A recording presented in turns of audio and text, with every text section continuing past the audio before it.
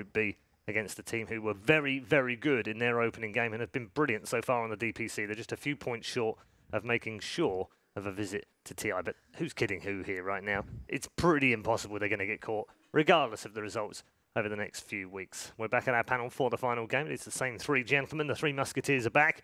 Cap, it's hard to look beyond Secret, isn't it, right now? So that makes him sleepy, that makes him dopey, and me grumpy? Or? That's the dwarves. That's the dwarves. Sorry. I'm talking about my Musketeers, bad. swordsmen. Sorry, what was the question? Yeah, it's hard to look past Secret in this game. Absolutely. I mean, I think it was hard to look past VP in the previous series, and now, like, Is Secret. this even more so? I know Kyle, like, pointed, like, best team in the world for VP, but for me, anyway, I feel like Secret is looking in the most dominant form of all the teams just right now. Yeah, and then, Fogg, you've got recent experience of this. I mean, they were brilliant at Dream League, weren't they? Yeah, they were incredible. And also, I think the difference for me, at least between Secret and VP, is VP, I think Jack was mentioning, it's like a lot more traditional picks. Secret, they'll go completely out of the box. They're extremely confident at the moment. I think that's their biggest powerhouse. Yeah, why do you think that is, Jack? Why are they so weird with all their picks, and yet it still seems to work for them? Why are they the ones doing that? Why aren't VP doing that, for instance? Oh, we did mention that a little bit earlier. It's kind of like Secret always seems to be looking for some concept or some idea that someone else hasn't developed. So we talked earlier about kind of like the Wraith King and like what that does as a 5. The Terror Blade we saw during the Dream League, like whether it's like a trap in the draft or just something that's like no one else really plays into, you know, like what does this Wraith King do on the 5 position support that no other 5s do? Like, you know, being able to hit the jungle creeps, push as part of the tri-lane as well, and be a frontliner. No other 5 does this. So they're always looking for these kind of edges, but I also think that may make them a little bit less consistent within like these group stage formats, especially these best of ones. Because I just feel like the big picture is always being taken there. Like if you talk about one person who can be secure in his position as a captain and leader, it would be someone like Puppy, right? And so for him, it's like even some of these tournaments, you know, it's like it's okay to lose, but it's like I have faith in my ideas and what I'm thinking as Puppy. And so, you know, we're going to try these things even during these games. It's fun. I don't want to take too many risks here, though, Cap, do you? Because the format lends itself to being consistent. So if you finish in the top 2, you get an automatic place in the upper bracket. You don't want to necessarily, you know, go in that first round of the bracket and then risk going to the lower, which is what happens between the 3 and 6. So those top 2 positions are very valuable here. They don't want to mess around too much. Yeah, I think it's probably more important for some of the teams that really do need these DPC points that a larger placing here at DAC would really get them up in that top 8 area. I think for a team like Secret, I think they're comfortable enough with both their ranking as well as their skill against the other teams that I don't think they're really concerned too much about what they're going to be picking and whether or not it's too new to try out in a best of 1 or anything. I think if anything, you know, Secret ends up, they're still going to go through and they're just going to end up playing more matches, and that's just more practice for them. So I think the something about this DPC season is that we have 2 championship teams to look back on, to learn from, Wings and Liquid, and both of them kind of established that Wings established this playstyle where you could basically be able to play a whole lot of everything, and you should feel really confident being able to do so. And then Liquid also established that they could play a lot of different things, but what they were really good at was being able to establish certain very key heroes for them that were a little bit unique to just their team, but they ran them with such proficiency that they became these big threats when it came to the drafting pool. So I think that Secret is kind of adapting both of those ideas from both the TI6 and TI7 champions. Yeah, it's a long way out from TI, isn't it? I mean, they can play around still. Yeah, I mean, of course. I mean, why not? I think that's perfect. It's like if Secret, if like you're mentioning, if Puppy has like these mastermind ideas, this is the place to test them out. This is the time right before TI actually rolls around. Who knows? Maybe like Kunkka dies out right now, right? Like maybe for whatever reason, Kunkka ends up falling by the wayside for the next 2 or 3 months. We don't really see him. Gyrocopter, maybe he falls by the wayside too, but he comes back during TI, right? And then all of a sudden you are thinking to yourself, well, what are these good counters to a Gyrocopter? Well, let's go with this Kunkka that we ran 3 or 4 months ago. Like, we know we can do that. We've done it enough. Like, back then, we can pick it up. It's like riding a bike, right? And they will be able to do that sort of thing. So I think it's like, in a way, they're establishing that Wings-esque now, where they're able to kind of play all these different things. And then they are kind of getting some of those weapons in, right? Like, Ace, we know that he's got this kind of hero pool that is very threatening to a lot of things. You know, you have to deal with this Ursa sometimes. A Broodmother's going to come out of nowhere. Maybe even a Meepo's going to be laid down. Like, you have all these things you have to worry about when you're drafting against Secret. And that's something that I feel like they've done a very good job at establishing throughout this season. Yeah, and that's the point, isn't it? They have done it. They've iterated all the time, all the way through. It's not just something they've just started experimenting now because they're on the verge of qualifying. They've been doing it all season. I guess in the back of their minds, Vogt, is also, or in the back of Puppy's mind, is what happened before with the Super Team, with Secret. In that they had that dominant phase just before they went to TI, then they went to TI and everyone had figured them out, and they don't want that happening again. I think he's erased that from his memory a little bit. Do you think?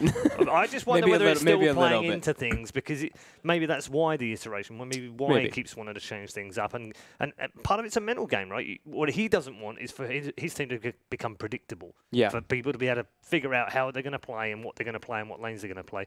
So the more he messes around with them now, the worse their head's going to be in a few months from now. I think he said something for me at DreamHack that I thought was really important too, was everybody else said, but I think it's important to play lots of Dota, but these guys, Puppy was like, we needed time off. We needed actually just to chill back and reset our mindset, and that allowed them to actually just be like, we don't give a crap. Like, we don't care right now, and that allowed them to actually play that much better. They were playing so much more confident, and they weren't afraid. They're like, if we lose, we lose. We're doing our ideas. We believe in this.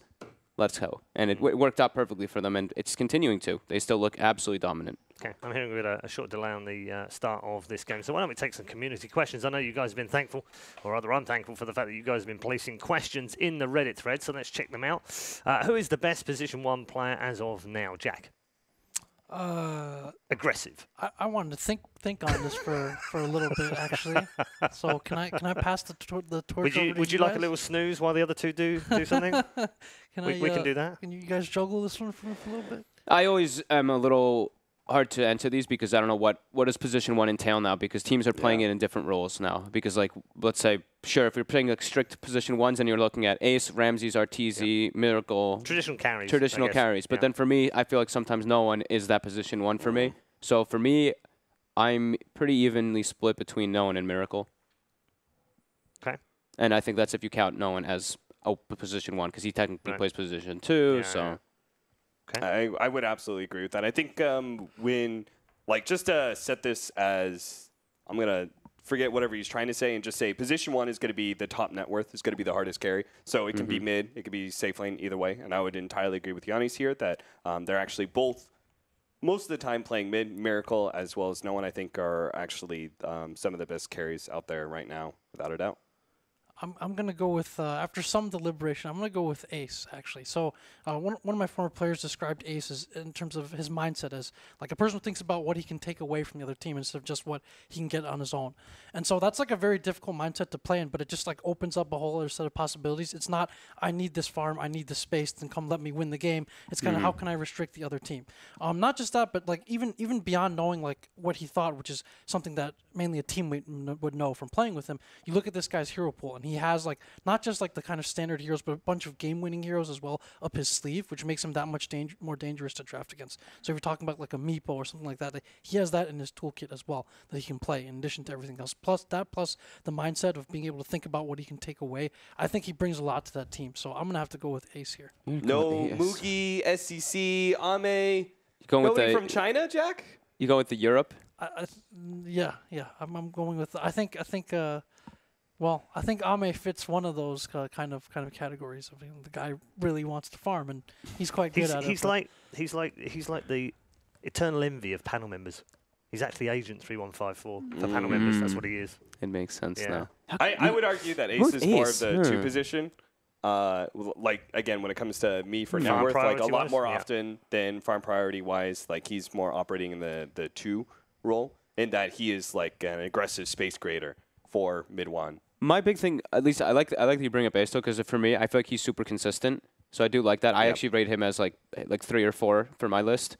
But he's consistent and versatile. Consistent and versatile, but I mean, I can't put him above No One and Miracle right now. I mean, even though the Secret's in such top form, I mean, these two guys have proved time and time again. Can I give you the Reddit response? But he hasn't won a TI. No, yeah. I mean, you can say that, of course, but I mean, the fact that Secret brings in hasn't had a chance to win a TI. I think is a bit like fairer, isn't it? He's been with like Danish Bears and all these teams like that were pretty much like tier 2 for the most part across the board, and he joined Secret, and then he's shown to be that. Yeah. He's definitely progressed a lot. Definitely. He's definitely being more progressed. close to a TI. All right. Well, he will this year, that's for sure. Well, not for sure, but almost for sure. And this game could go a little bit long, a bit closer to taking him there as well. The first pick is almost upon us. 3 bans aside. Cap? Ban so far? Interesting Willow, Enchantress? I don't know what I mean, IG... Secret have been banning Willow, so is that more that they don't want to play it against it rather than they fear it from someone else? They probably haven't got. I don't know if they've gotten to practice it that much either, right? Yeah. That's probably what I would be thinking. They've been on the road. Yeah. They've been on the road and they've just been. I mean, they've been doing their own thing. They're just. They like their certain heroes. Yeah. Sure, they have a lot of versatility, but maybe Willow's one of those that they still just haven't had the time to get too much in. I just wonder sometimes when Puppy does that, when he bans something every time, where it's because he's thinking, damn, hero's bloody broken and I don't want to play again. So that makes me think, you know, is it because the other teams haven't figured it out quite yet? And maybe when they do, maybe we have some problems with it. It could just be for that reason. Like as a rationale of like, this is just a really annoying hero I don't want to deal with. Like that's frequently enough to just warrant a ban. We've seen Willow a lot this tournament, but we haven't had it like on stream here specifically yet. But again, a hero that does a lot of unique things at that position. Sure. 4 or 5 with kind of not just mass team fight disable, but great solo kill potential as well. So a very unique toolkit. And then has multiple ults, as Fogt would like to point out. Yeah. So annoyingly. 2 ults. And it's also something that you're just not used to playing against. Like, you play against, even if you know what the skills do, even if you played the hero yourself, you just have to account for it. Like, when you're taking these team fights, so much of Dota goes, like, by feel when you're actually in the moment playing the game. You just have to add this whole other hero's DNA to, like, the package that you had before. So, what do you make of these opening picks then, Cap? So IG open up with this Shadow Shaman Earth Spirit, which is kind of interesting right now. I don't think there's many teams who would open with this duo.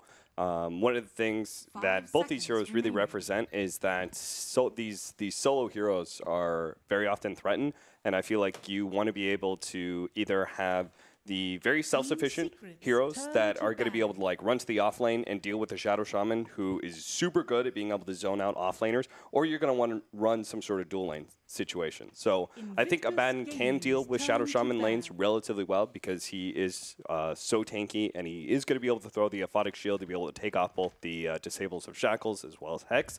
But I think also the Earth Spirit in his rolling on mid, like, you want to be able to protect whatever mid laner you're running, unless it's going to be maybe like something like a Death Prophet who actually functions pretty well against that Roland, right? Just because it offers another target to Spirit Siphon off of. I think Fada also just loves this hero.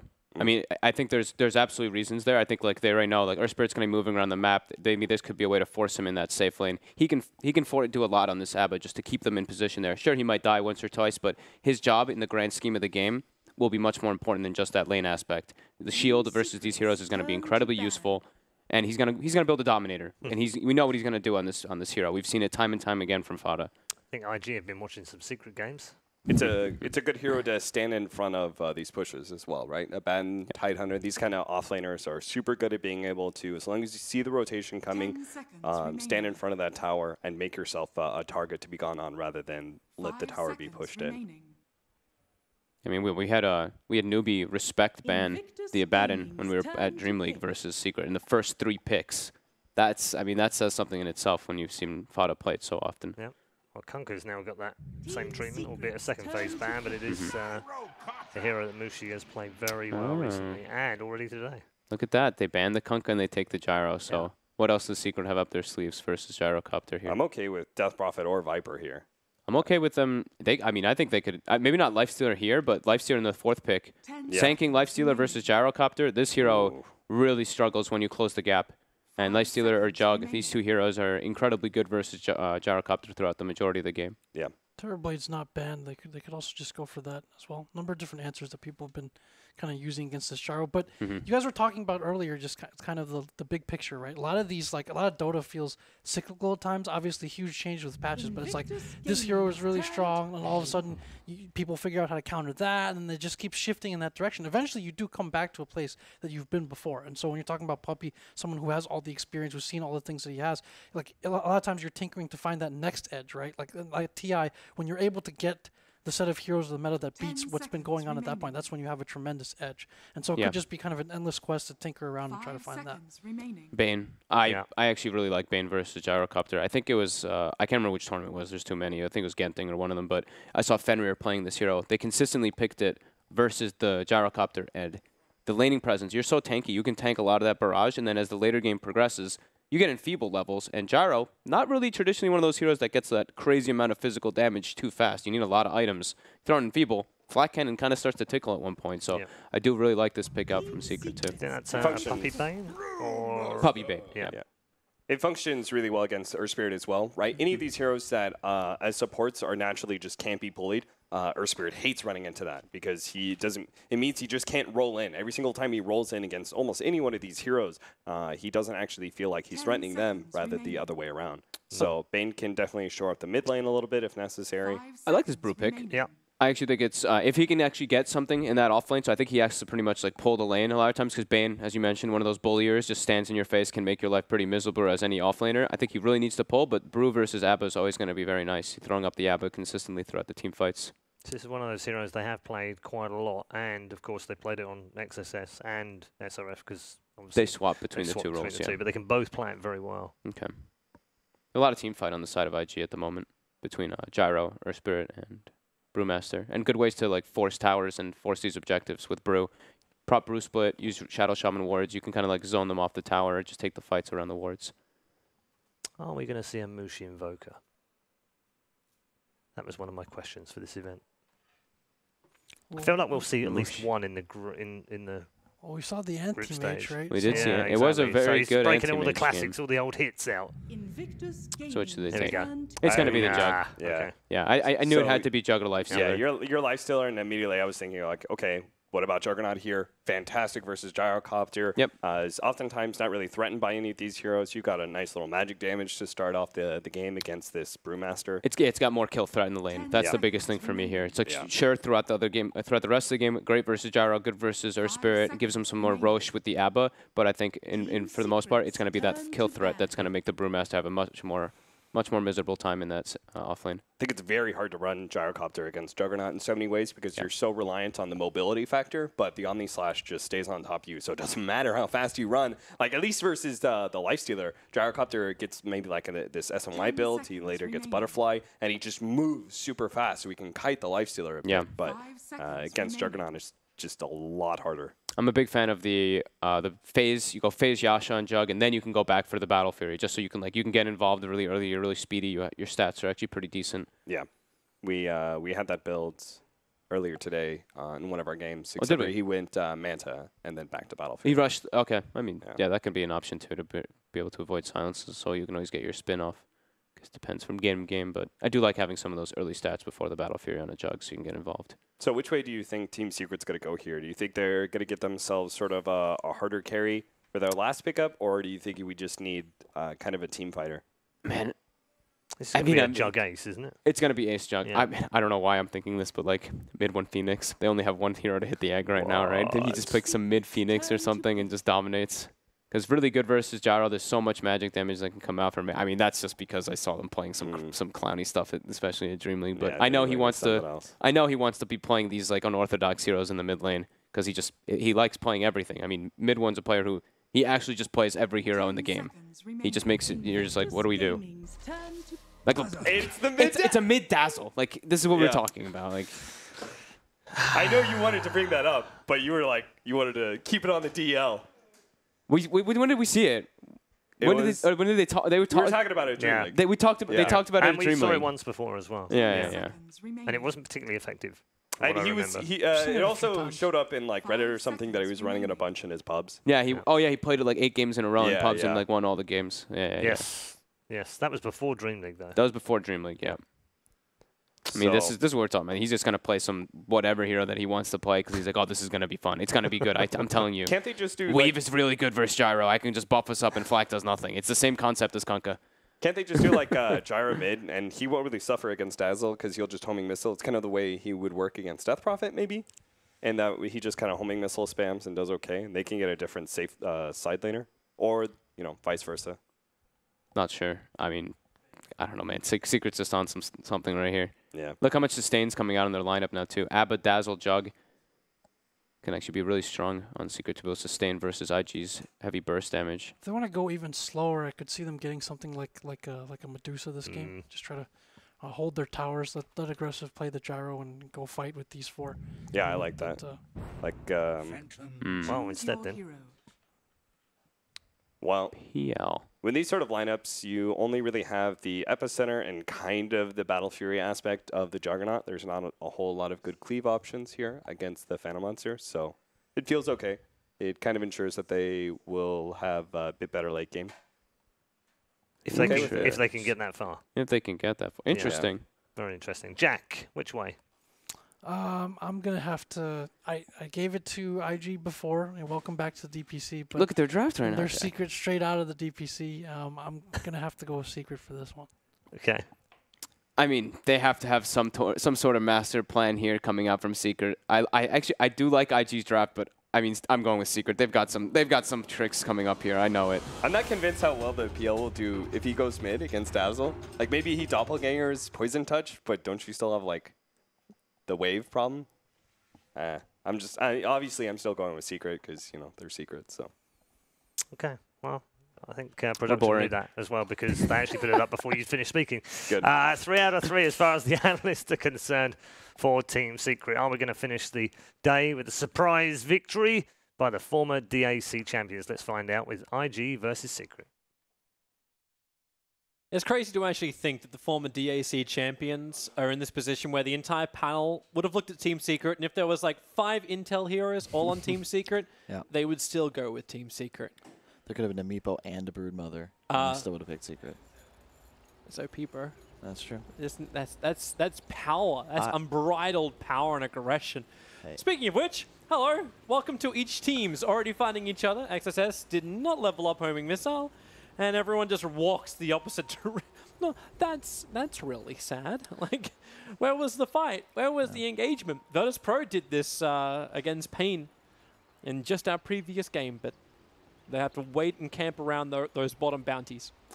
To those of you wondering why they're playing Core Dazzle, okay, please explain it. Break it down. Take a look at his level 10 talent. That's plus 75 damage. That's more than a Sacred Relic and equivalent to more than 4,000 gold. Team Secret. I'm a believer. I've believed in this for months, Man, okay, and they keep buffing it. That sounds like the logic that I remember Puppy was doing that logic back at TI4. He's like, man, this ability gives you basically 4,000. He was calculating how much damage each ability would then give you.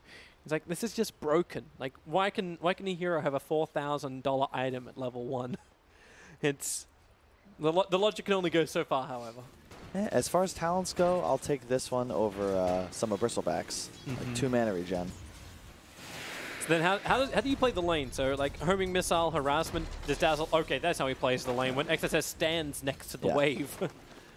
Dazzle's always healed by Shadow Wave, and you can heal max of 4. So it's pretty easy to just spam heal for CS and to harass when possible. You also have an amazing attack animation. Fada, trouble on bottom, rolling boulder forward. The burst right from Yamsor tries to create space. Fada's already used his shield. The Tango's regenerating up and needs 3 more seconds before he's got his shield back. Yamsor trying to keep them controlled. Fada, maybe enough life available. The shield's already been used. Another burst strike from Yamsor through the trees. Fada wants to get out of this one, but rolling boulder, they almost cut off Yamsor. Fada, no shield to give. Yapsor will die on the bottom lane. He did everything he possibly could to save his core on that safe lane. Oh, off lane, other lane, that lane. That's just the strength of Rasta Earth Spirit, to be honest. 74 damage on Rasta. The lightning as well. Earth Spirit with the roll and the Oov. It's just so hard to survive in this lane as too. Looks like top lane, SRF able to pull the dire creep wave down. Puppy not leveling up Nightmare. He leveled up Brain Sap when they went to contest the rune. So he doesn't have any kind of ability to control the Brewmaster's pull. Kind of messes with Ace a little bit, but he's using the Radiant Creep Wave to pull into the side, so he'll still find the farm. And only now does he actually put a skill point in. He's actually not even like no skilling in Blade Dance. Sorry, 1 point up in Blade Dance, but nothing in Blade Fury. Yeah, I haven't seen that before. What, just holding the point? Because like, what's the like? Is it because you're like, thinking about the healing ward? Or you... Maybe, but I don't know. It always looks cooler if you save your skill points, I think. It's just, you're just showing off for the fans, right? Like, okay. I don't need my spells just yet. When it's required, mid lane. Oh, Yapsor. Just to stand close. There will be the homing missile onto mid one. TP support was there from Baboka, but that's a haste ruined Yapsor. Another Shadow Wave off cooldown in half a second time. They're grouped on both sides. The damage, Yapsor and mid one combined together. So Mid1 gets the double kill. Rocket Barrage, Shallow Grave TP. No way to stop him. Mid1 goes all the way home. They get 2 early kills underneath the Tier 2 tower of Invictus Gaming. Mid1 already with an Aquila and boots. He is actually so farmed, and looks like he might be maxing the Poison Touch this game, which is another reason I think that Dazzle's an excellent core choice, because you really want to max all of your spells. They scale super well, but support Dazzles usually have to choose just 2. Core Dazzle doesn't have that problem. No, he does not. Like, I'm almost waiting. Like, I'm very disappointed that Mid1 does not have and not even a set. This is baseline Dazzle. Nothing special. Everything is fully common basic. But if he had the Desolation set from a Nooks, he could carry the Desolator and look really, really badass. But maybe he'll just buy one later. Yeah, that's what I'm looking for, actually. Like, it was the old school build, right? When we had the early days of Dota 2 and you weren't exactly certain what was in the mid. And we had, like, mid Rubiks, mid Shamans, and, well, and okay. Dead Gyro's mid. Goodbye, Abaddon. Shed Gyro mid. But the Desolator Dazzler, I remember, was one of those that was tossed around in the early days of Dota 2. It's a while ago, though. I mean, anything is possible. I've never really seen this build, but I imagine it'll be like a drums and to who knows what. But I think Dazzle's the concept. Like, you just want to buy a lot of cheap build-up items and just sort of keep running around the map, spamming your spells. Yeah, it's not like when you, like Solar Crest. Maybe another nice option for him. Mid1's got homing missiles on the back. He'll take the stun. XSS does not want to come into this. Yapsaw, well, he's got the Invis rune. Baboka does not want to stay close either. They're just waiting. Not Burrow Strike, and then a 3-way Shadow Word gets the kill. Starting to slur. Hey, it's been a long day. Don't worry about it. Not for me. I've only had to do the last 4 series. It's great. I'm feeling more rage than everyone else. SRF might be in trouble. Yamsaw's rotating in once more. This time he's coming with Puppey. Into that blade spin fury of Ace. They need more damage, and barely on the last 0.1 second of the TP. Brewmaster takes a fall.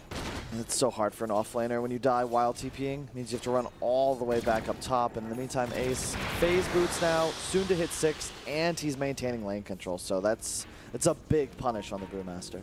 Yeah. The amount of spam from Mid1, like, how do you actually, like, you're talking about drums on Mid1, do you start to worry about, like, mana consumption? Like, are there ways to get around that, or is it just enough, like, having, like, int treads? The treads and the drums, like drums, the reason I like drums so much is because of the active, passive move speed, and you also get a little bit of the mana regen that you want. So that plus treads, and like maybe a raindrop and a clarity here and there, like I think you'll be fine. No reason to commit anything heavier. Because the thing, like, it is Mid1 and mid. Yapsaw, trouble, rolling boulder. Puppey, he's still got a lot of ways to survive thanks to Brain Sap. You Nightmare onto the Shadow Shaman. Baboka wants to finish off his TP. He will not be successful. And Yapsaw, Burrow Strike in 2 seconds will be too long. They do not have the damage to get the secondary kill. Well, in the meantime, Ace just continuing to free farm up top. Soon to finish his own Aquila.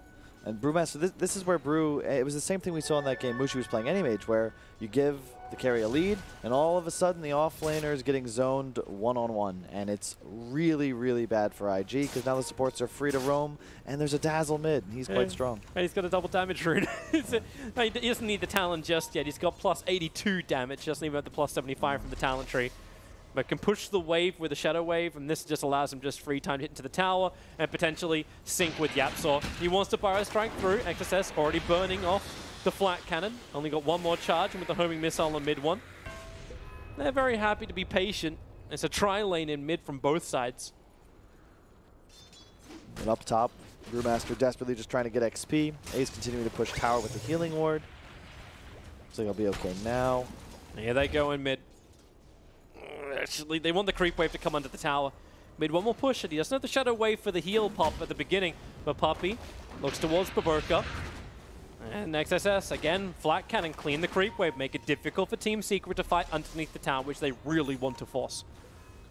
Yeah. Well played by Puppey, though. Just kind of baiting. If the Earth Spirit rolls in, he's going to get stunned by Sand King and die. So Baboka's wisely just kind of playing back, but it's still applying pressure. In the meantime, PL soloing Abaddon, and Abaddon's able to just lane He's actually catching the gyro, even though he died and got zoned completely for the first 2 minutes of the game, as far as net worth goes. How's the PL even meant to play that? It seems every time Aggressive sends like illusions forward, Fada just has to shield up, and then Fada gets more money.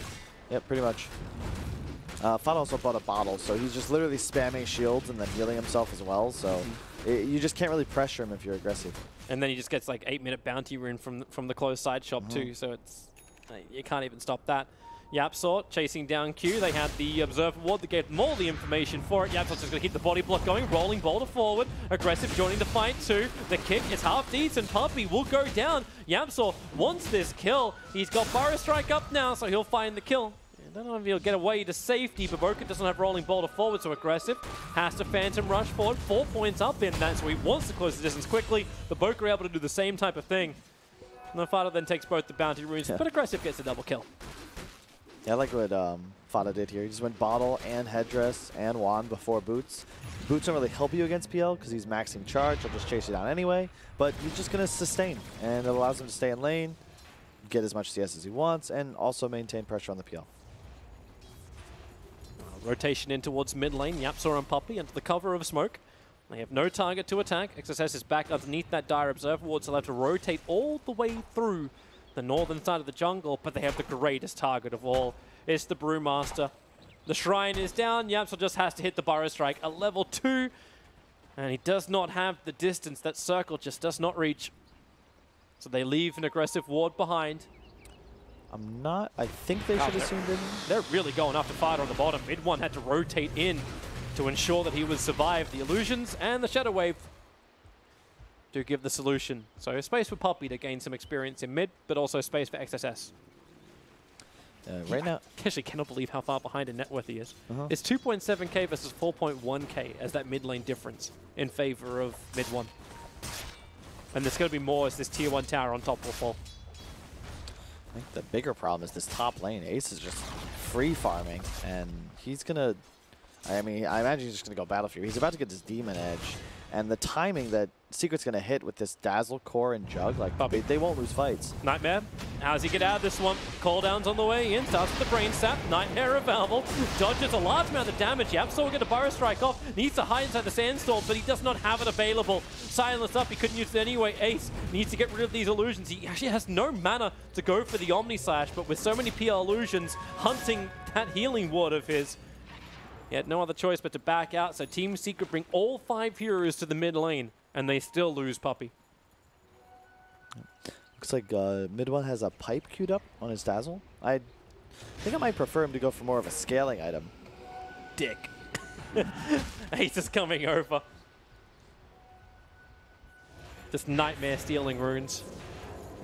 That's life of a 5 right there. It's a big win. Oh, it's like Fada and Yapsor on bottom. Q feels like he can be aggressive. He hung around just a little bit too long. Fada needs to hit him once to get that curse. The slow. Yapsor can then get in front of him. And then underneath the tower with the shield, they start with the shackles. Yapsor shielded off. Now aggressive. Wants to go for the kill to avenge his support. But while Fada's on the front line, they don't want to keep beating into him. He shields up once more. Mid1's in the neighborhood. So Bo1 rolls forward, takes the damage from the Shadow Wave. Remember, you took the borrowed time from Fada. And the kick, well, alright, even just with Bruling Split, they send Dazzle up and towards the air. He does have the Shallow Grave available. Starts with the weave, so the armor starts to rise heavily, and aggressive knows he has to get out of this one. Doppelganger's back towards the tier 1 tower. Yapsor's Burrow Strike off cooldown. He's looking for the Brewmaster, misses the target, and now it's Gyrocopter's turn. Cooldown out, mid1 in trouble. The flat cannon damage spilling out to Yapsor. A quick Shallow Grave. Dazzle tries to protect himself. A quick heal as well, but it won't be quick enough. The sustain of the fight from Invictus Gaming remains strong, as XSS will finally end that killing spree of mid1. In the meantime, Jug pushed top almost all the way to the tier 2, and Bane has just been sitting mid. Puppey getting closer to level 6, and he's just has no intention of joining a fight until then, I would imagine. Yeah, he's not as useful until that point. Without that straight lockdown control, puts more pressure on Yapsor to hit his targets. Like the Burrow Strike under Brewmaster would have changed the fight in the bottom lane a hell of a lot. But unable to connect.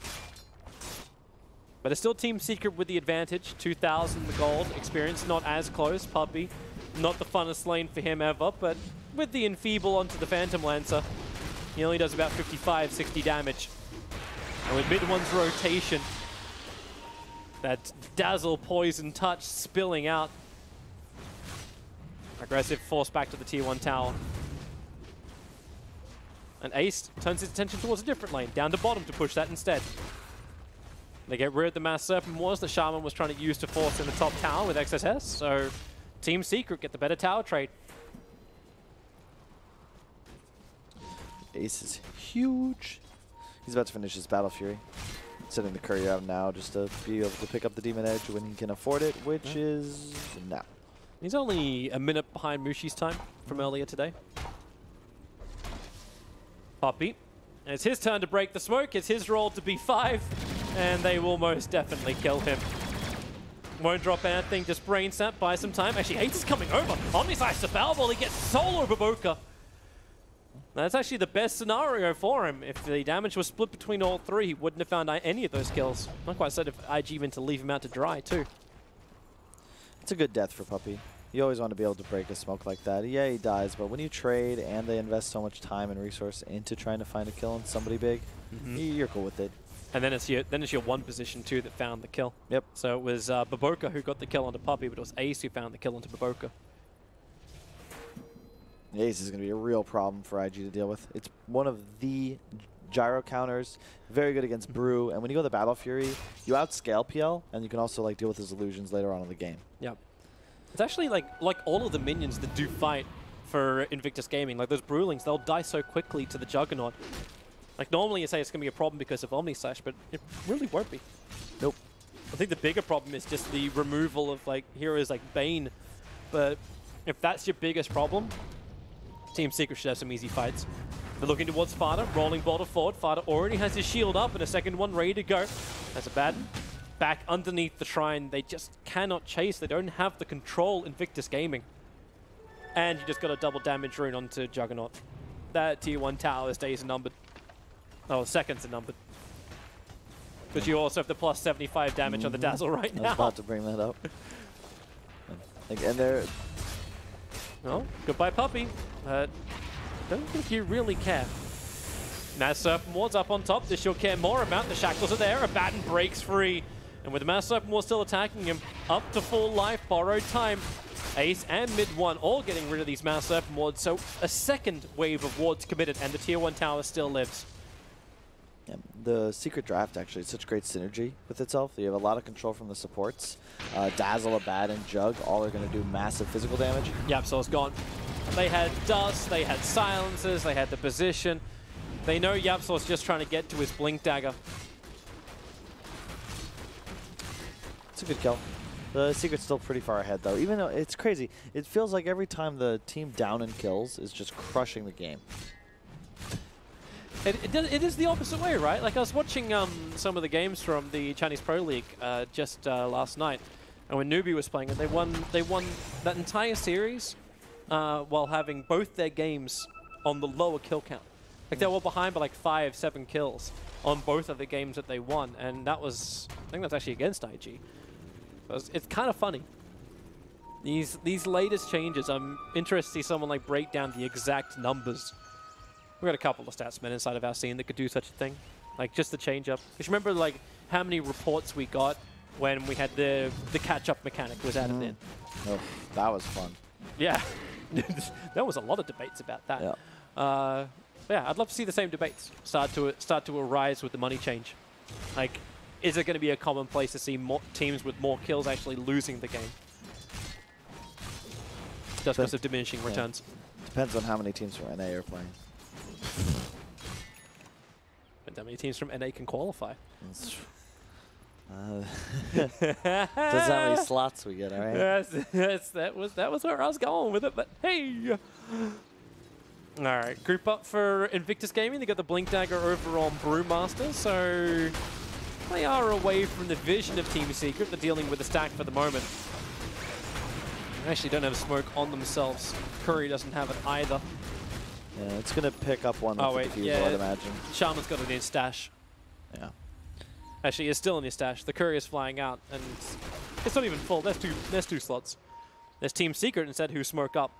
Moving closer towards Roshan, in fact, straight into Roshan.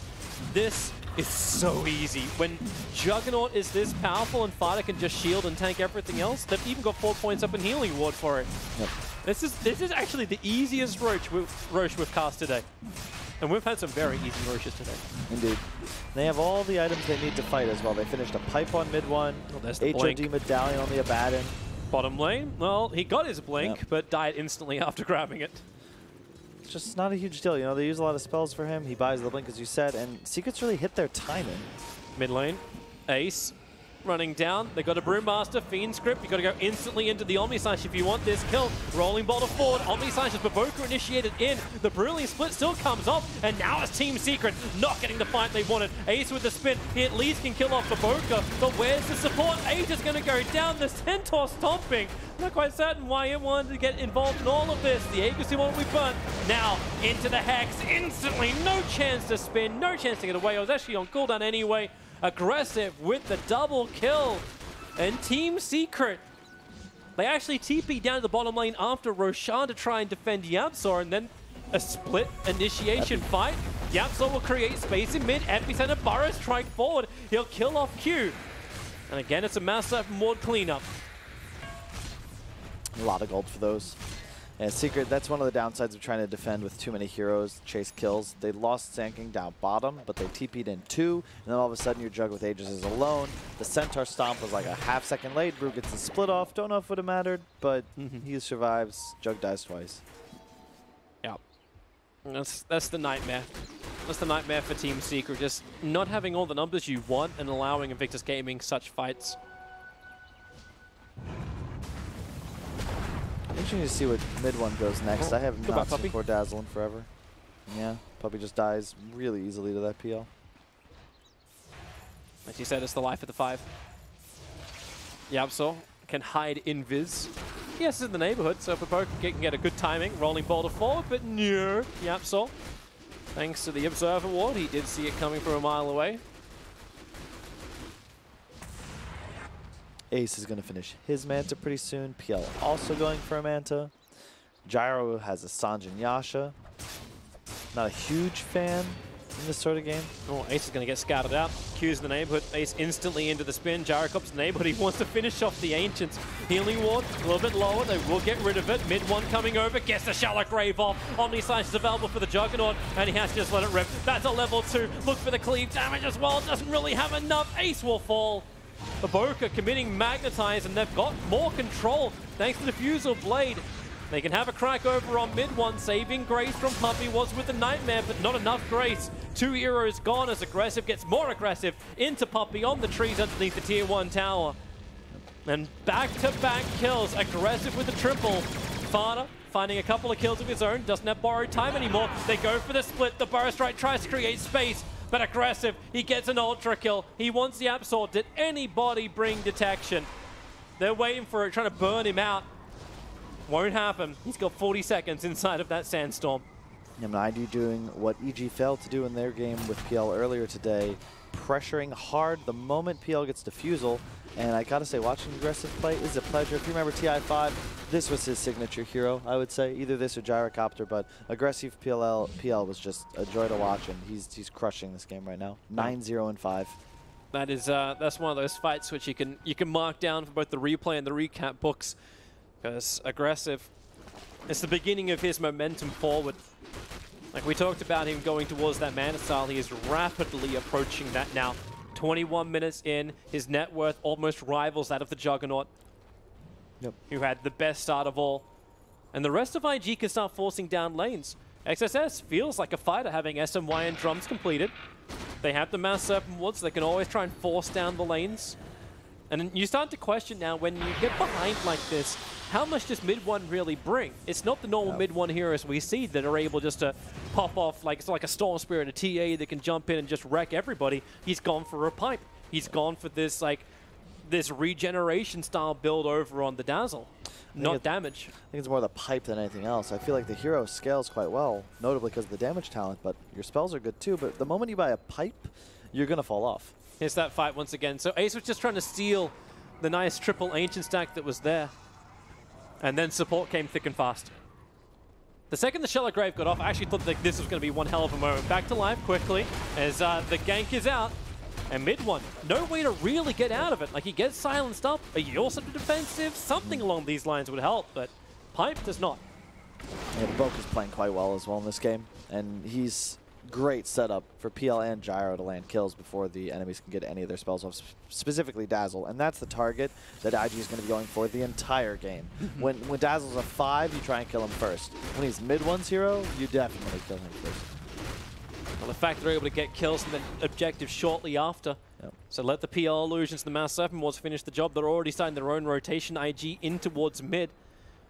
Maybe Ace can slow it down. He just TP'd up towards the top. So yeah, he's focusing down these Mass Serpent Wards. The tower is within deny range and nobody else is there from IG. Yep. So yep, goodbye top tier 2 tower. I'm quite certain if IG had to back off that quickly.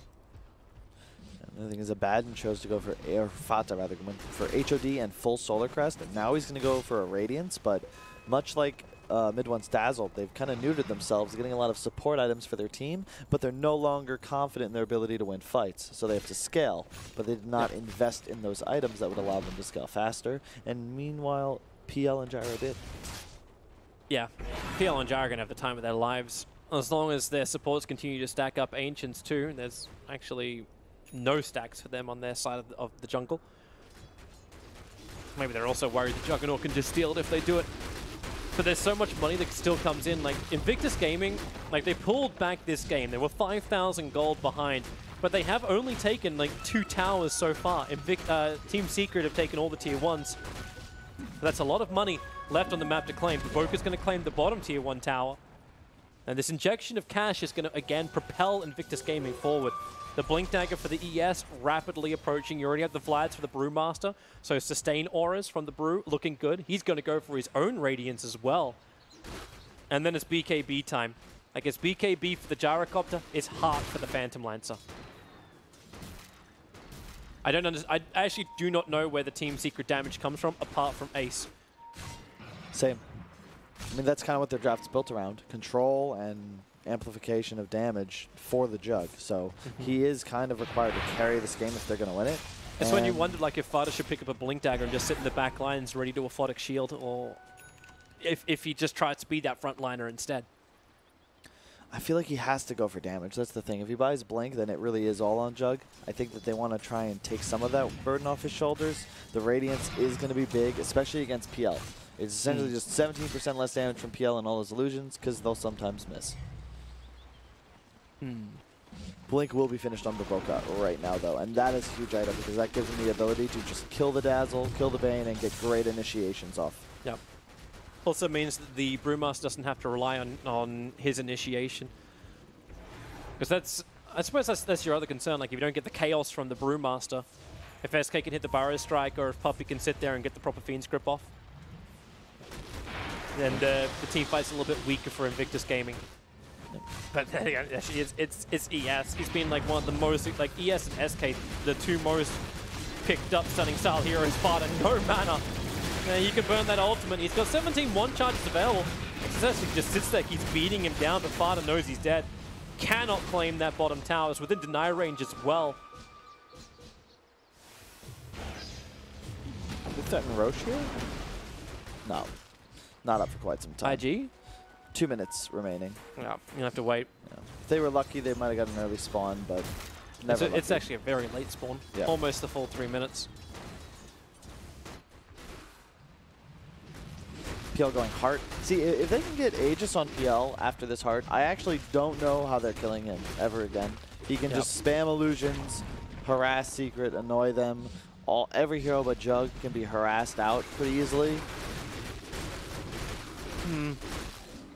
The game gets real scary for Secret at that time. Potentially Secret can survive at least the initial onslaught because you can get the defensive weave up.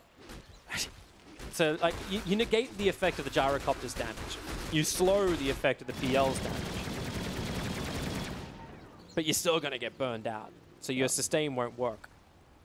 Maybe that's also why mid-1, like he's about to complete up the Shiva's Guard, but is this the way? Like at least you get a lot more clearance. So the early wave of PL illusions won't work. You get extra armor for yourself. I like it. I mean, it's good against PL. Always good against PL. But the concern I have is that he still has no real method of getting out of silence. And he has a lot of damage mitigation to help his teammates, but he's still only sitting on 1,200 health. So Dazzle still dies. Now, are there any like other item style builds he can do which solves that kind of problem? Because I'm thinking he's going to go Scythe. He's actually going to go Disable as his next item. So I suppose that's going to give you the points from the ultimate orb, so you'll have that at least. I would have just liked to see him get a drums. No one on his team has one. I feel like that item is way too valuable to skip. So kind of sad he skipped that as his second item in progression. I feel like that can just be picked up before the pipe. But at this point, I'm not really sure how you want to play it. I like the Hex if you can find the real PL, but who's going to do that for the Dazzle? Maybe we're thinking about this too fast. Team Secret, maybe they're just like, you know, we can just delay this. It's not like Invictus Gaming are forcing the issue, which is kind of funny when they got Mass Serpent was. Normally, when you have a Shadow Shaman on your team, you're dropping these wards all the time to try and push down lanes, but going that deep into Tier 2 towers, Invictus Gaming are not forcing the issue. Well, they just picked up the hard up PL. Okay, so Ace commits the spin, keeps going back and back and back. May reveal the fact to Team Secret that there was that aggressive ward. But this is buying space for Yapso. He's going in for the Aghanim Scepter. Like, the Radiance takes time to get online. The Juggernaut now has the Butterfly, and they're going for Roshan. Invictus Gaming are on the wrong side of the map. Yapso is adding pressure towards the top, so they reveal Aggressive's position. And Yapso, if he hangs around here any longer, actually, they're already finished. Roshan's already gone. That was very fast. They had the, like, with the Solar Crest already up, and yeah. Aegis the Immortal into the hands of the Juggernaut, not the Phantom Lancer. And then you get the denial of the Tier 2 tower on bottom underneath the Mass Serpent wards by Fada. Yep. 30 minutes in, 21-12. Still a very close game, in truth. As you said, Butterfly finished on the Jug. Abaddon or Fata rapidly approaching the Radiance. And when he gets that item, I think it might be go time. But at the same time, Secret probably feels confident that they can outscale their opponents. Yes. Just run it slow. Yapsor dodges the attack from Baboka. You'll set her up towards the air. Pyro Strike's available. Just needs to get out of this damn stun, but he cannot do it. So Yapsor, he forces a 3-man rotation towards the top. It's giving Ace the confidence just to run down mid lane, not to mention Mid1 sitting behind him. Mid1 really feels like Puppy in these games. I'm just here to support my core. Yeah. Aether Lens on Puppy, along with the cast range talent, so he'll be enfeebling people from a mile away. That spell's maxed out. Does Juggernaut actually do any damage then? Not really. So Bane's a great hero against Gyro because most of his damage late game is just flacking people, and when you enfeeble him, it's just equivalently like a double or triple Crimson Guard for the whole team because he just doesn't. He tickles now instead of actually attacks. Yeah. So it's just kind of funny, like how many counters they have to the Gyrocopter. So we talk about the pressure which is on the back of Ace to perform as the Juggernaut, but it's the same type of thing for the Phantom Lancer. The Phantom Lancer has to do so much more lifting. But items are still flooding in for both these heroes. The Gyrocopter now completes up his Butterfly. That's the second primary item after the BKB. I say primary, he has SMY as well. But Ace already has Butterfly, Manta, Battle Fury, and he's going directly into the Monkey King bar after this. And he's already most of the way there, just needs the Hyperstone now. Yeah, I like the decision. He expects PL will buy a Battle Fury next, and he is correct, although Aggressive might change that once he sees Jug going MKB, but it's just the right item here. You're playing against a Brewmaster as well. And they're given so much space right now for Team Secret to farm. I really thought like the Mass Serpent ward's down. Push, push, push. But it is not happening. It's just so hard. You can't really push in this game, I don't feel. Okay. You're just going to get spammed out. It's true. Like, you've only got the Tier 2 tower in mid, and you don't want to fight into Aegis, right? Yep. So, but you can't just sit back and let this farm continue, because as long as it does, like the Juggernaut's going to get more and more out of control. Ace is just farming at an insane rate. Yabsor's becoming more and more relevant, and this Radiance from Fada is coming out in the courier now. So it's completed 32 minutes into the game. So your team fight just became 10 times harder, or 17% harder. DD top. Who's going to find this? They smoke. Mid-1 under smoke. Aggressive's coming in for it. And he will get it, but Fiend's gripped up. They want to get the kill quickly into the Omni Slash, and the kick frees him from the bounds. But aggressive, so hard to run away from all of this, and it will be impossible. Down goes the Phantom Lancer. He has buyback, but you really don't want to use it as your team's hard carry. Although the gyro has caught up quite well. Yeah, he just needs to dodge any kind of enfeeble from Puppey. Fada and Ace staring down the tier 2 tower. If they can force the buyback from Phantom Lancer, they'll be very happy with this. Shaman's adding a lot of pressure on the bottom lane, just shocking and pushing. TP is available for him to come back, so IG do have the numbers. Yabsor's going to do the same thing up on the top, ready for the creep skip. And call down.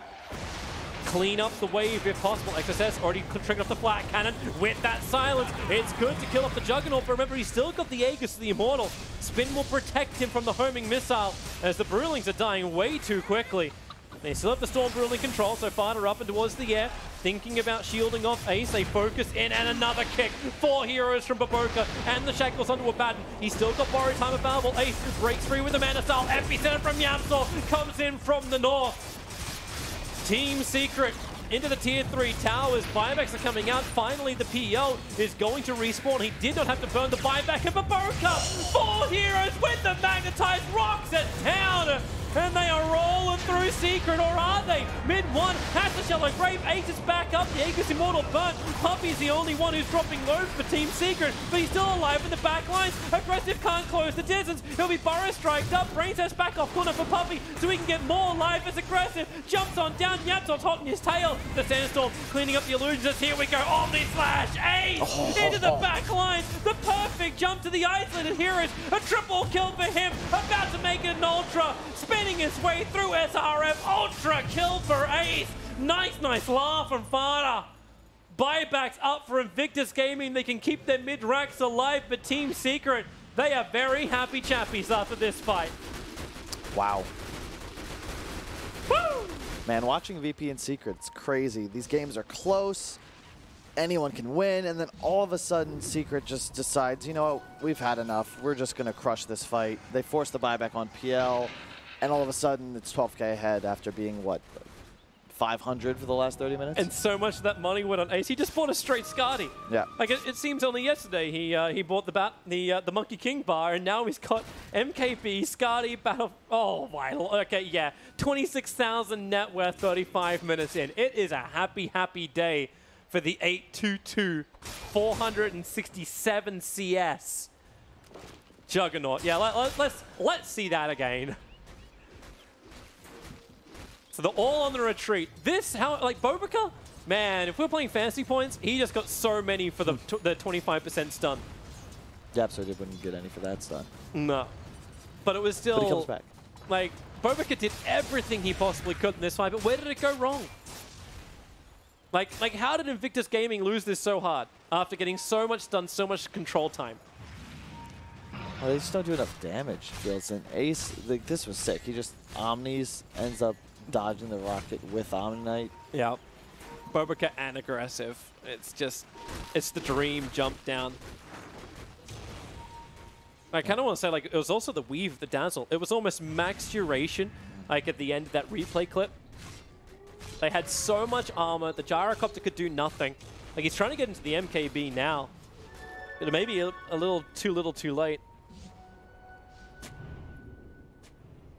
Just because they tank through so much. The Scythe is not done yet. In fact, mid one's still a little bit behind on that front. Now Secret has map control. They can keep all of IG in the base. Roche not up for a little bit. Can spawn in 20, but we'll see. I think Ace just wants to go in through the bottom.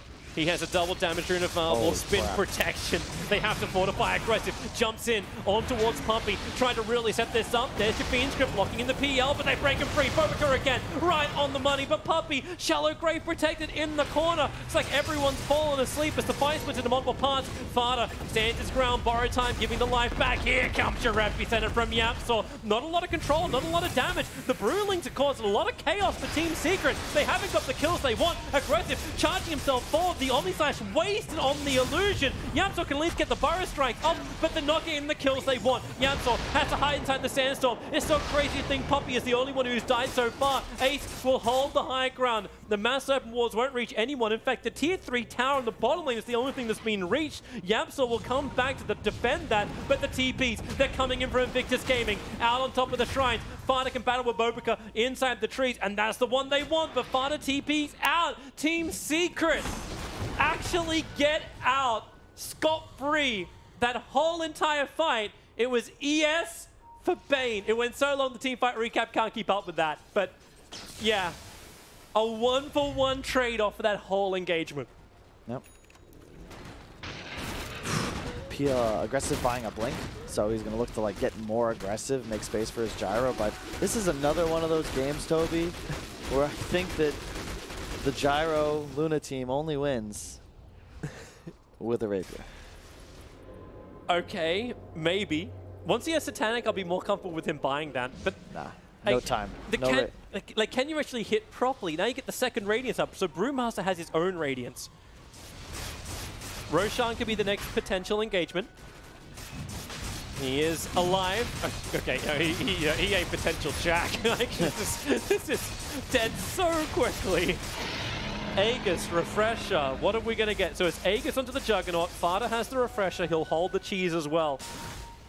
I'm not quite certain he actually needs the Refresher in this. I'd almost like to see 2 Omni Slashes from the Juggernaut, but he doesn't have the space for it. Yeah, I don't know how IG ever can leave their base here.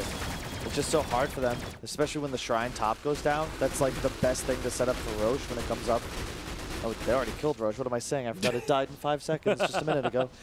Yeah, blink and you can miss it. Rolling Boulder in towards the mid. Bobica wanting to start on the Earth Spirit, but that's on the SK, but that's the reason why Yosef the Yapsaw starts the Burrow Strike, but the damage was enough. Master once down by Shalom before it gets mopped up, but it's still a 2-for-1 trade-off.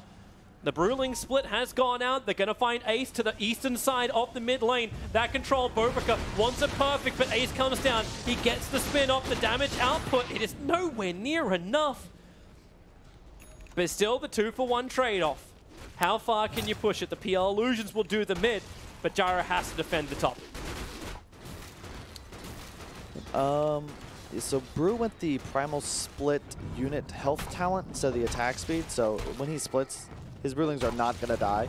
And I think what he's looking to do is throw up the Jug if possible and kill everybody else, specifically this Dazzle, who has now finished a Hex. So still the primary target, but now they have a lot more offensive power as they can just straight up Hex, Omni Slash somebody, take them out. Main target's probably going to be the PL, but at the same time, he's got a Heart and a Blade, soon to be a Nullifier. Probably just kill the Gyro. Okay.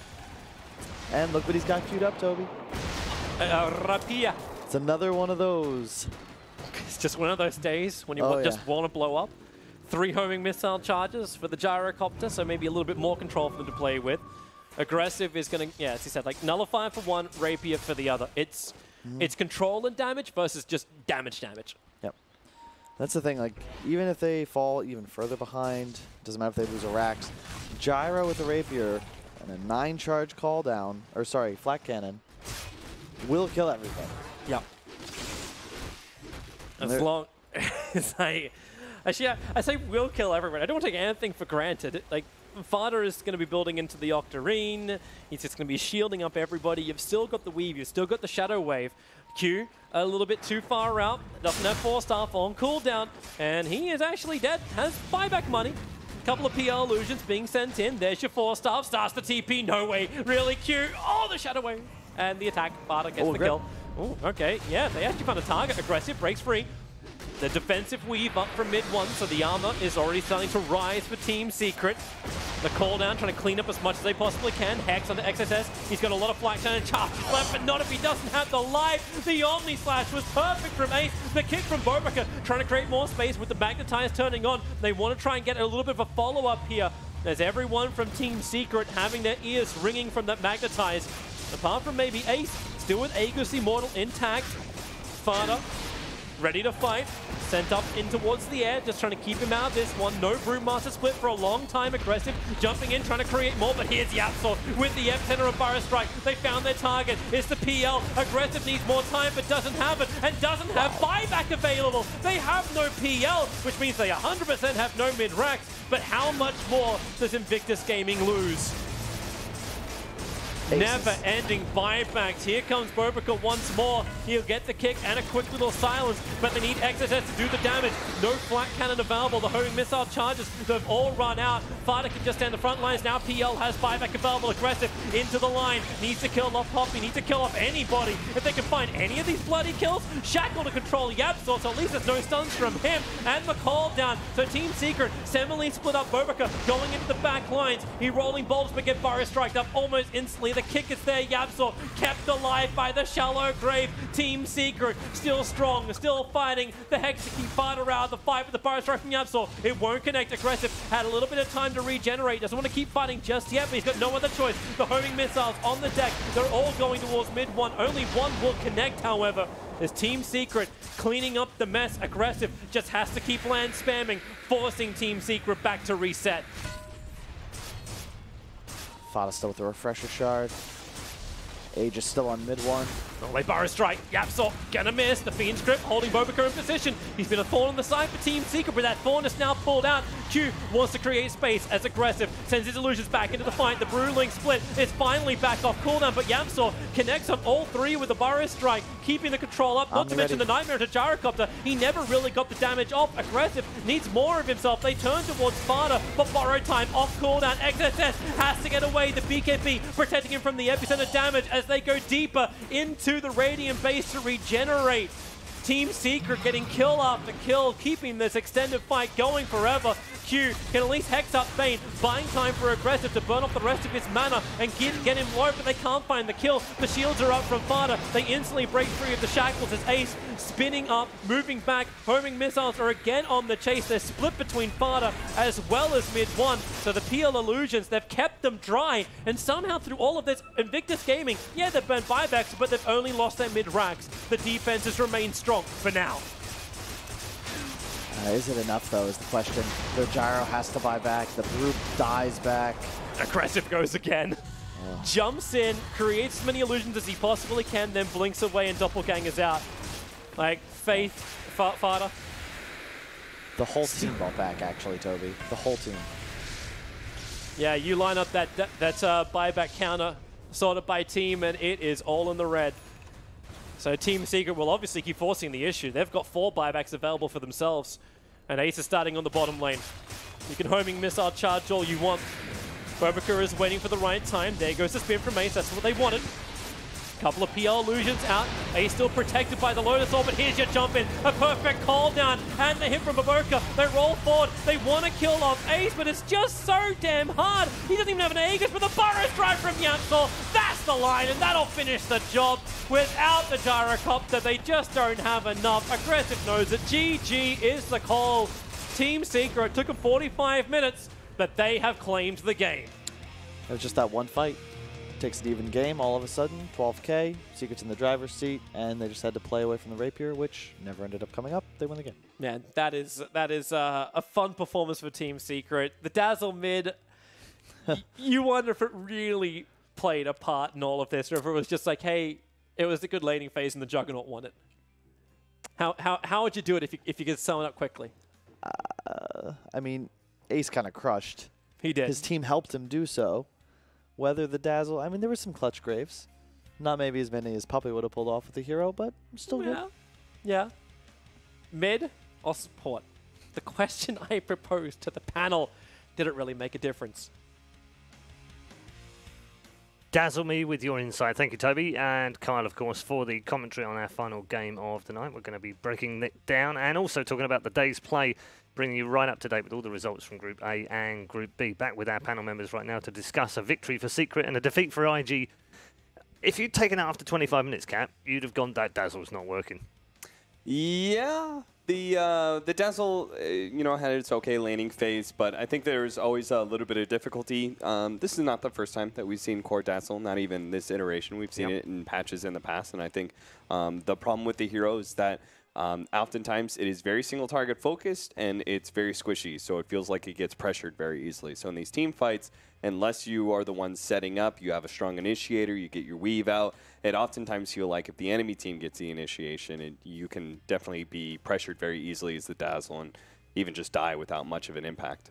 Fogg, I don't want to take anything away from IG. They played all right in that first 25, 30 minutes. In fact, right up until the last kind of couple of team fights, really. It did feel like they had a bit of momentum going their way after they took out, when Secret got that first Aegis, they kind of like chain fed 4 kills or 5, maybe even 6 kills, and Aggressive got pretty much a heart and Diffusal and Manta off of all that. But then, I mean, this is kind of the situation here is where they started dying like one by one a lot on Secret, and that's when IG was starting to come back. But I think the big power for me from Secret is, sure, this Dazzle, maybe he started falling off a bit, but the amount of sustain they had in their draft. Like this Abba, Dazzle, and the Healing Ward being all thrown in together, they're just able to tank up so much throughout the fights, and as the game progresses, you start seeing that true power of Fada playing this Abaddon. He becomes such a problem in the fights, getting these shields off every single time. It's pretty much impossible to really mana burn him because of that Radiance being applied to the PL illusions, and at one point it just seemed like IG ran out of fuel. 10, 3, and 9 aggressive in that game as well. Yeah, I think that's something we actually didn't tackle during the draft, but certainly if we had a little bit more time, if the Phantom Lancer was picked up earlier, I think we all would have agreed that Phantom Lancer versus Abaddon is a really tough matchup. We've seen this so many different times where these Abaddons, they get these Radiants, they get these level 25s, and it just kills the Phantom Lancer. You just can't output enough damage. The mana drain is kind of annoying, but it just feels like the Abaddon, maybe there's that window about 40 minutes in, or not 40 minutes, 30 minutes in, where you're not level 25 yet, and you're kind of susceptible to the full strength of the Phantom Lancer, but it feels like every other part of the time, the Abaddon just kind of beats you out.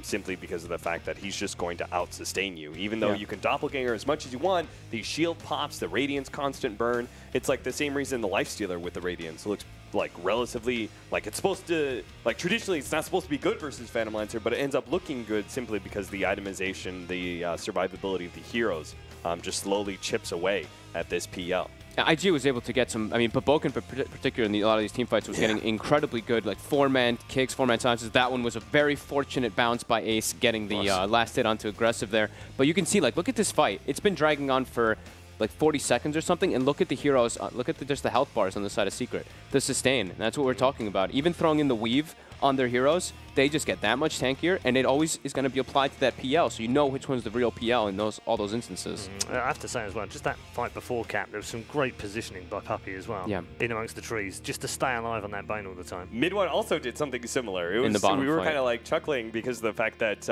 Mid1 had similar positioning where both those heroes were very easily going to get run at by the Phantom Lancer. Secret showed a very intimate understanding about what was going to be happening in these team fights, this one coming and they up. just played super far back.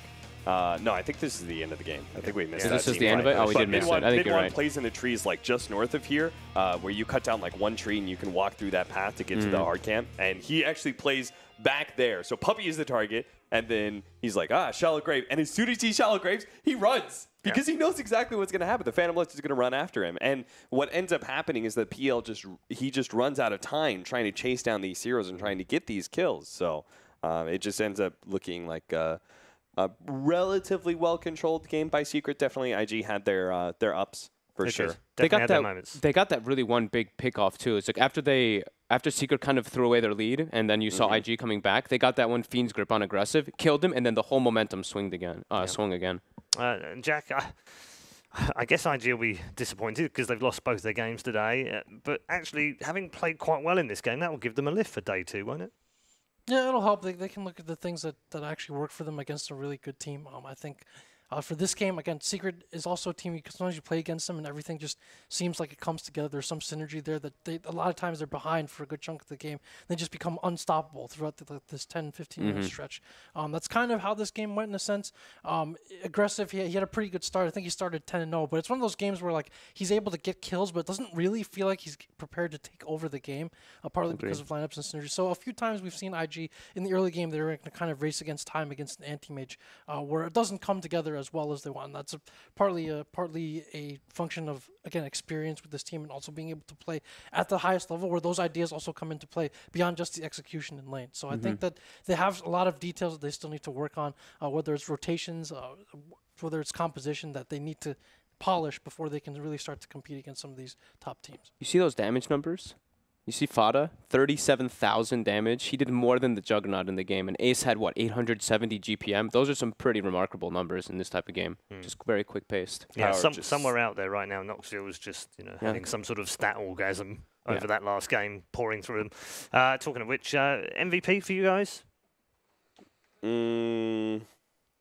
Probably Ace. Probably.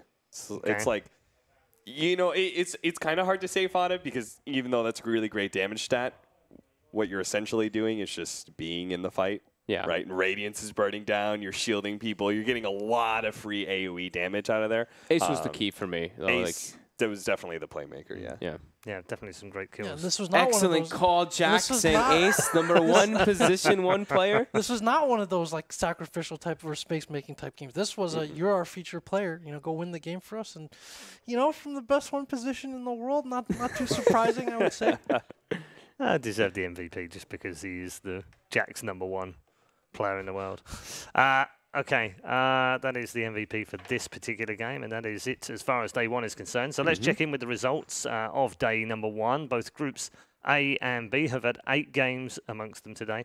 These are the results of both. Group A with King Gaming picking up 1 win and 1 loss. In fact, there's quite a few teams in this particular group who've done that throughout the day.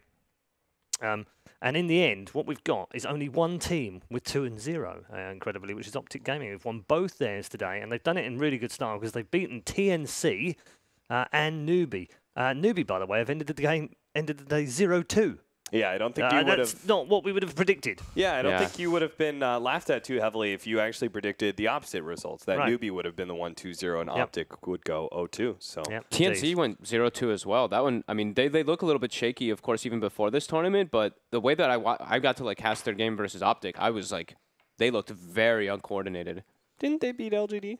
I thought Did they beat LGD? I thought they beat Yeah. LGD. Okay, maybe they did beat That was LGD. the PA game. Oh, okay. Yeah. All right, Yeah. so Yeah, I think they beat they are LGD. 1-1. Okay, Yeah, so they that are was 1-1. So these are the not standings updated right properly. now. So yes, that was a mistake on the other one, but don't worry about that. Okay. TNC did pick up 1 game. Over in Group B, we've got 3 teams who have picked up 2 games today. Mineski, Virtus Pro, and Team Secret. And I would imagine that should be enough to see all 3 through. In particular, I'm impressed by Mineski because although they've played 2 relatively easy teams, that you've still got to win those games, and 2 in theory should get you through. In theory. In theory. And also, I thought they did some different stuff, right? They picked AM. Everybody's like, AM's a dead hero, but it was a perfect game for it. So I'm glad that they're going out of the norms and experimenting a little bit. Well, simplest way to look at it is that means you're not the easy team in the group, so you should probably be able to advance out of the group stage. See, I like Jack's thinking. But yeah, just taking care of the business. You can only win against who you play. Yeah. For Group A, I gotta say, NA Dota, I'm not sure if that You can was only win. Optic, You went from up here to all the way down here really quick, those- Jack. You gotta channel your inner Yogi Bear. I was trying to figure out if that was some really deep Confucian saying that just came out of Jack, No, or if no, that no, was just no, the dumbest shit. Well, no, I think love it was you, you went from 9K to 1K in the space of about 3 seconds. Thank you very much to all 3 of you, gents. A pleasure, as always. Why don't we check in with the schedule for day number 2 and show you what that looks like, because tomorrow we'll kick off things in Group A with OG versus OG. We always like the OG versus OG game. They hate me for saying it, but it is Optic Gaming versus OG, both Dreaming Green, both playing each other yet again in Dota 2. And we'll end the Group A with Liquid versus Vici. That's a spicy one as well. And over in Group B, we'll kick things off with VGJ Thunder once again. They'll be taking on Pain Gaming, looking for a second win of the tournament. Pain still looking for their first one. We'll also have Virtus Pro versus IG as well. So IG getting another chance to come back. And there's also a couple of other big games in there. Ending the day with possibly the biggest of all in Group B, which is Team Secret versus Evil Geniuses. That looks spicy tomorrow, doesn't it, boys? Oh, I'm looking forward to that first game. Optic versus OG. We have PPD versus Sebastian. Yeah.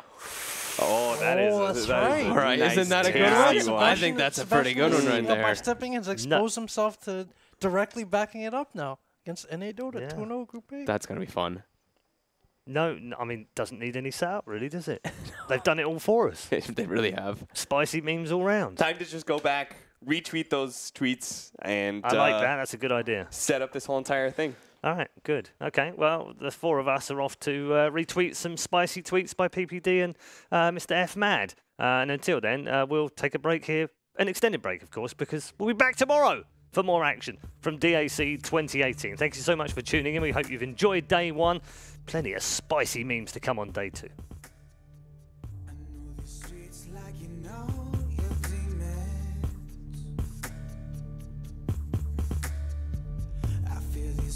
Like the fish you're swinging.